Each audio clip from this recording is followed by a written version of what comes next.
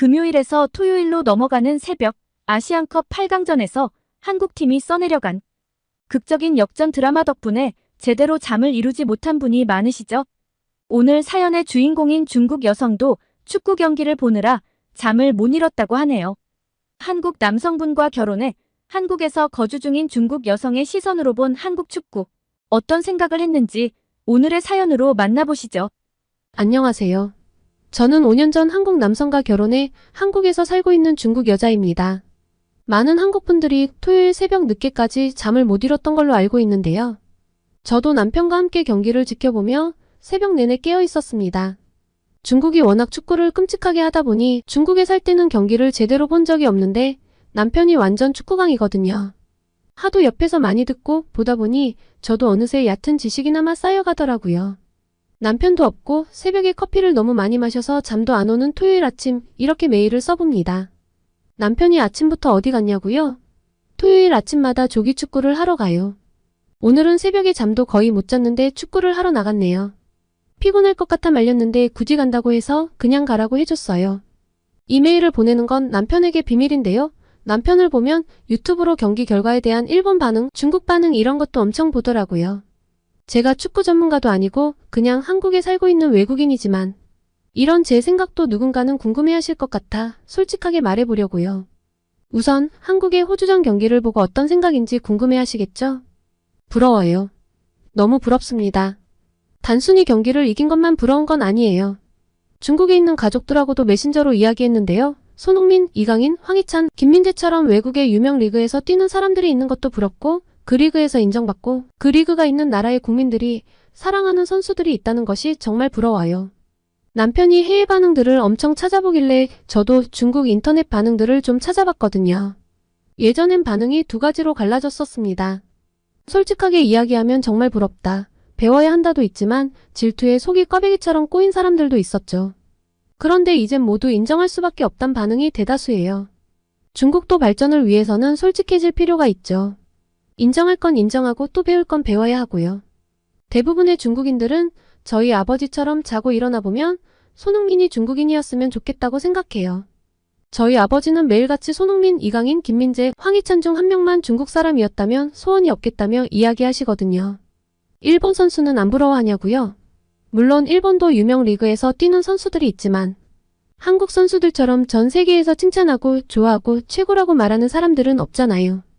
중요한 건 그 리그에서 얼마나 인정을 받느냐인데 이렇게 입을 모아 최고로 인정하는 건 지금 한국 선수밖에 없으니까요. 중국은 말할 것도 없죠. 개인적으로 중국의 축구 국가대표팀은 경기를 안 했으면 좋겠어요. 중국의 운동선수들이 다 저 모양인 건 아니거든요. 탁구라든가 피겨스케이팅의 페어팀은 아주 수준이 높습니다. 그런데 왜 축구 선수들은 저런지 모르겠어요. 다른 종목의 선수들과 함께 국가대표라는 명칭을 받기엔 모든 면에서 너무 부족하잖아요. 나라 망신도 유분수지 실력이 떨어지면 근성과 노력이라도 있어야 하는데 경기장에서 흐물흐물한 해파리처럼 뛰어다니는 모습은 물론 잘못 구워 터져 흘러버린 카스테라 같은 뱃살까지. 대체 어딜 봐서 운동선수인지 모르겠습니다. 듣자하니 돈도 많이 받는다는데 돈을 너무 많이 버니까 간절함이 없는 걸까요? 그런데 이런 이야기는 다 핑계죠. 저도 알아요. 같은 중국인으로서 저런 태도는 사실 이해가 가지 않습니다. 돈을 많이 벌어서 간절함이나 배고픔이 없어서라고 이야기하기엔 말도 안 되고요. 그 논리로는 손흥민이나 김민재, 황희찬, 이강인같이 외국에서 높은 몸값을 자랑하고 많은 돈을 버는 사람들이 설명되지 않잖아요. 이번 아시안컵뿐만 아니라 지난번 월드컵도 그렇고 남편과 함께 매번 경기를 봤는데요. 한국의 국가대표들, 특히 손흥민 선수는 생판남이자 다른 나라 사람인 제가 보기에도 울컥하게 만드는 순간들이 참 많았습니다. TV 모니터로 본 게 다지만 저 사람이 얼마나 간절한지 또 본인 나라를 얼마나 사랑하는지 충분히 느껴졌거든요. 그래서 중국팀이 이해가 안 가는 것과는 전혀 다른 의미로 저는 손흥민 선수가 이해가 안 가요. 이미 충분한 명예와 부를 얻었고 누구나 인정하는 커리어도 쌓았는데 한국 국가대표 경기를 뛸 때면 몸을 사리지 않고 뛰잖아요. 중국의 몇몇 사람들은 손흥민은 마음이 약하고 눈물이 많다며 저렇게 죽기 살기로 뛰는 게 사람들이 욕하는 게 두렵거나 싫어서라고 하던데 어차피 사람들이 이러쿵저러쿵 하는 이야기들은 금방 사그러들게 마련이니 전 그런 건 전혀 아니라고 생각해요. 우선 마음이 약하면 외국에서 살아남지도 못했을 것이고 또 사람들이 욕하는 게 두려워서 열심히 한다니 나라를 위해 뛰는 건데 힘들지 않다. 핑계는 없다라는 그 멋진 인터뷰까지 가기도 전에 이렇게 수년간 매사 최선을 다하는 태도에서 이미 증명되지 않나요? 진심이 아니라면 정말 엄청난 연기자인 건데 말이 안 되죠. 그리고 어떻게 저런 연기를 이렇게 오랜 기간 하겠어요. 그런 말을 하는 중국인들은 뇌를 빼놓고 타자를 친 게 분명해요. 아무리 질투에 눈이 돌았어도 그렇지 같은 중국인이지만 부끄럽네요. 남편은 경기를 보며 감독 욕을 정말 엄청나게 했는데 확실히 축구를 잘 모르는 제가 봐도 뭔가 지난 월드컵 때랑 다르긴 하더라고요. 선수들이 뭔가 더 힘들어 보이기도 했습니다. 하지만 다른 나라와 한국의 결정적인 차이는 마지막 순간까지 모든 걸 불태우고 최선을 다한다는 거예요. 보는 입장에서 자기들도 포기했네라는 순간이 있잖아요. 선수들 스스로 지는 걸 알고 있다라는 느낌이 드는 순간이요. 그럼 경기 결과와 상관없이 저건 아니다 라는 생각이 드는데 적어도 제가 봤던 한국 경기에서 그런 느낌은 한 번도 받지 않았습니다. 이 경기에 마치 내 모든 운명이 걸려있는 양 죽을 힘을 다하죠. 그리고 남 탓도 안 하고 자기 안위만 챙기지도 않아요. 다른 선수 탓, 부상 탓, 관중 탓, 심판 탓, 감독 탓 여러 가지 핑계를 대려면 될 수 있을 텐데 그런 일은 절대 하지 않죠. 그리고 이 태도는 늘 일관된 모습으로 드러납니다. 중요하지 않다고 생각되는 경기에서도요. 전 사실 호주전 이전에 말레이시아전도 좀 놀랐어요. 제가 손흥민이었으면 안 나온다고 했을 거예요. 굳이 이기지 않아도 되는 경기이고 중요도가 떨어지는 경기인데 나중에 본인 팀으로 돌아갈 걸 생각하면 개인 컨디션도 중요하잖아요. 여기서 우승컵을 들어올리지 못한다 해도 손흥민이라는 선수가 평가절하되는 것도 아니고요. 반드시 이겨야 하는 경기도 아닌데 풀타임으로 뛰며 힘을 다 빼는 건 되게 싫었을 것 같은데 그 경기에서도 죽기 살기로 뛰고 이기지 못하니 너무 속상해하더라고요. 저는 한국이 말레이시아와 비겼다는 것보다 이기지 못해 속상해하는 모습들이 더 충격적이었습니다. 중국팀이 한국팀과 같은 상황이었으면 어땠을지 생각해보니 더 놀라웠죠.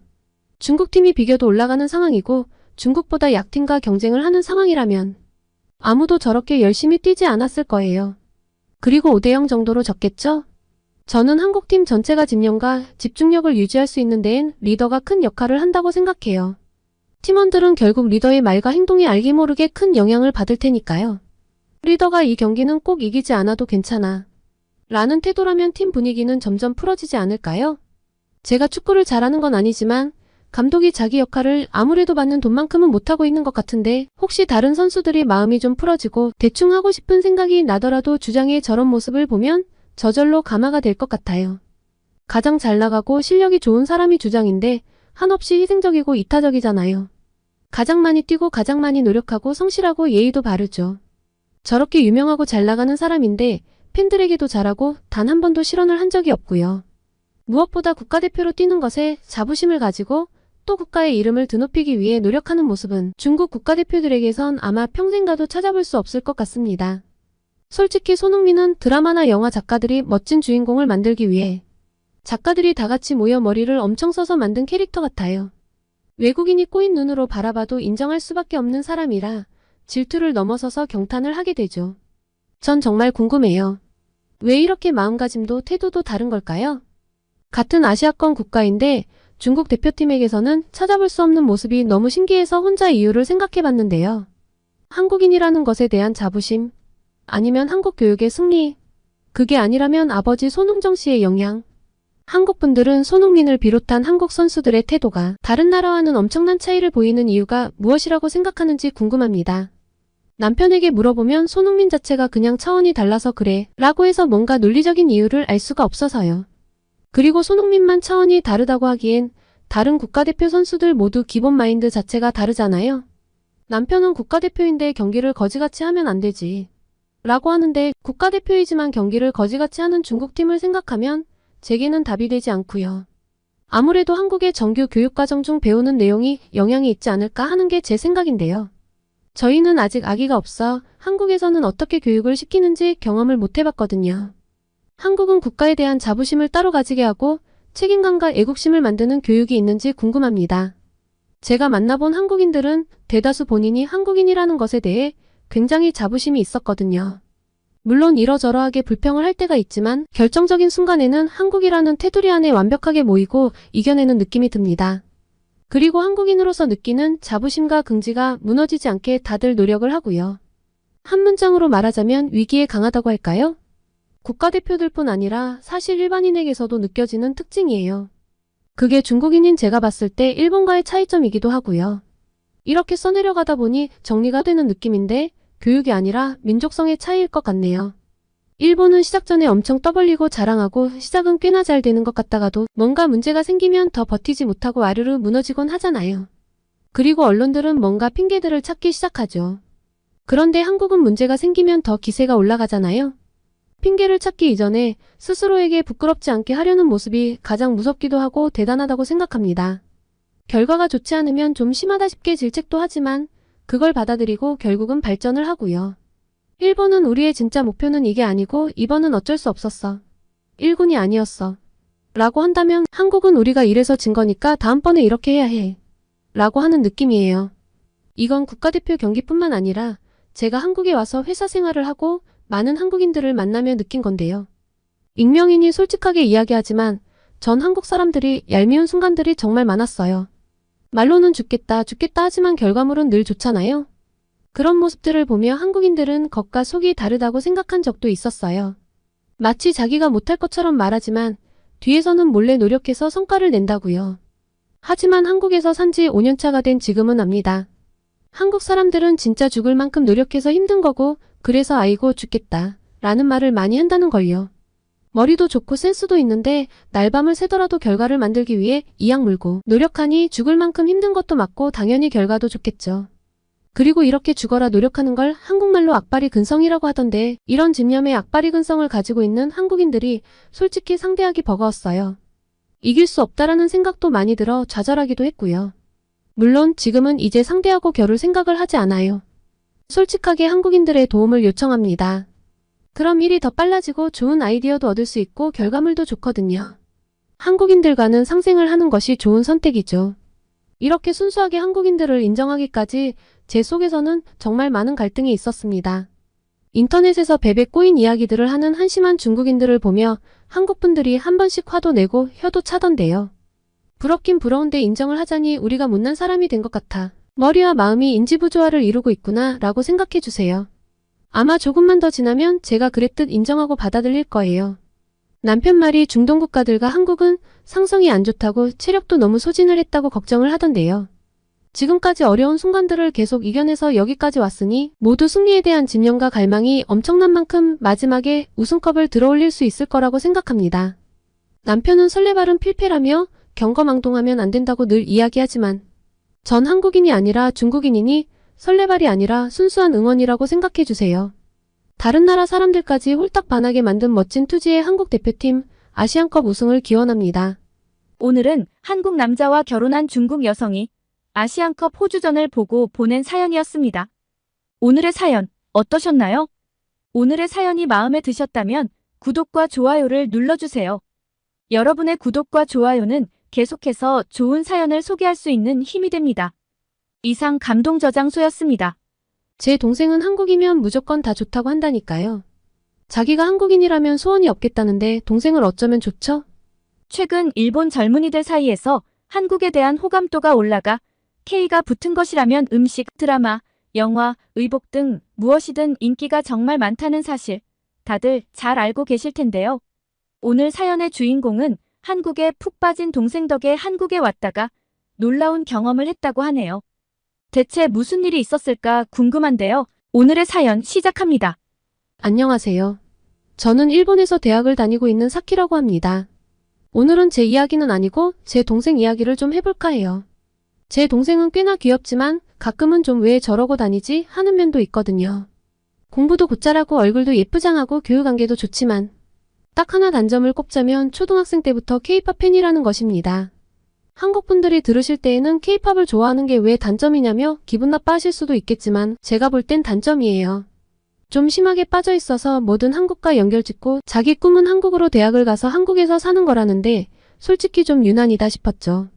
자기 할 일을 하지 않는 건 아니라 부모님께서는 웬만해서는 다 웃으며 넘겨주시는 편인데 저는 뭐든 너무 과한 건 좋아하지 않거든요.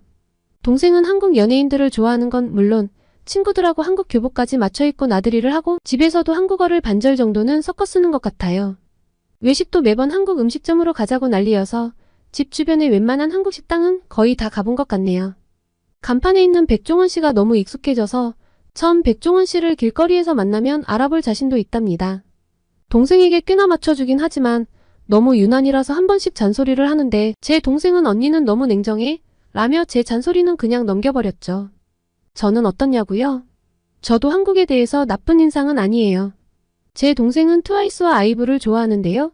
저도 볼 때마다 진짜 예쁘고 반짝반짝하다고 생각하거든요. 한국 사람들 피부 좋은 게 부러워서 일부러 비싼 배송료를 물고 한국 화장품도 공수해다 씁니다.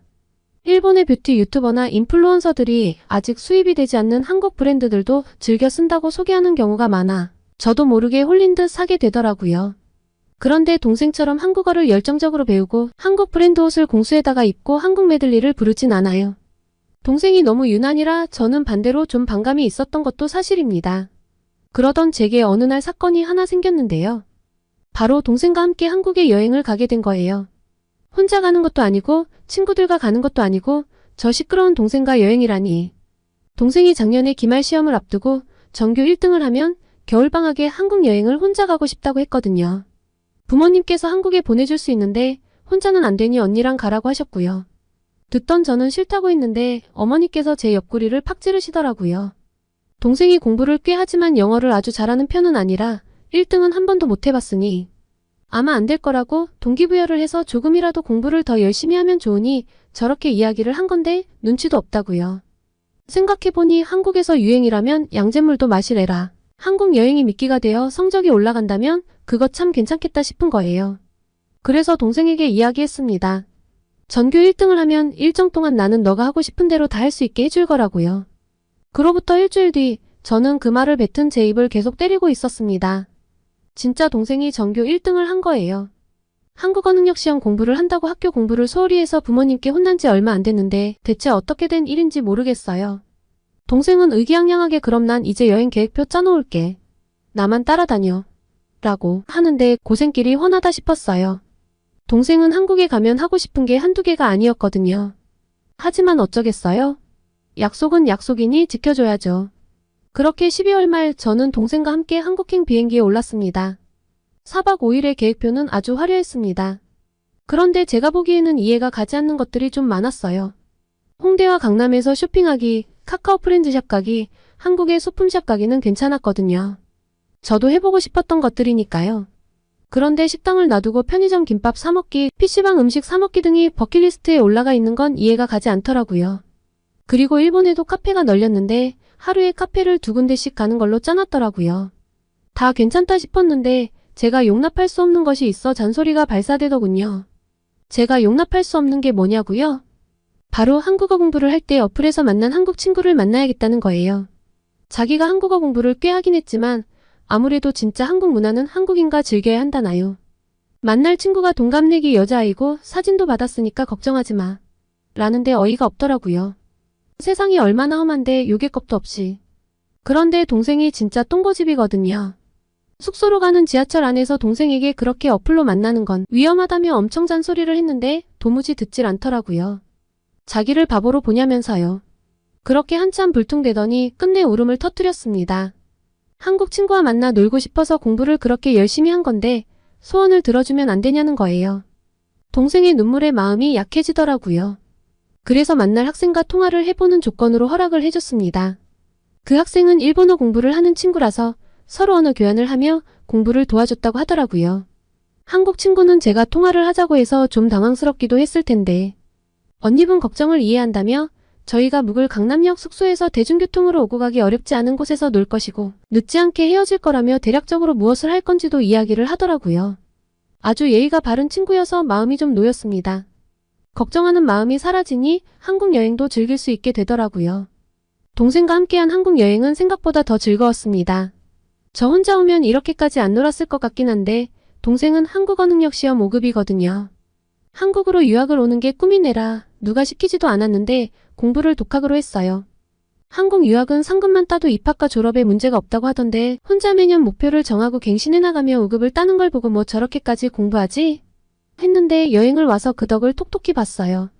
한국 사람들이 동생이 하는 한국말을 다 알아듣고 한국어 잘한다고 칭찬을 해주니 절로 으쓱하더라고요. 롯데월드에 가서는 한국 학생들도 많이 만났는데 동생이 한국어를 잘한다고 어찌나 호응을 잘해주던지 연예인이 된 줄 알았다니까요. 그리고 동생 덕에 한국 편의점 간식도 식당 음식도 실패 없이 먹을 수 있었어요. 일본에서도 한국 음식점은 이미 많아 특별히 새로울 것이 없다고 생각했는데 완전 잘못된 생각이었죠. 일본에 야키니쿠보다 더 맛있는 고기가 있다니 생각할 수도 없었거든요. 전반적으로 조금씩 매워서 약간은 힘들었지만 먹다 보니 적응도 꽤 했고요.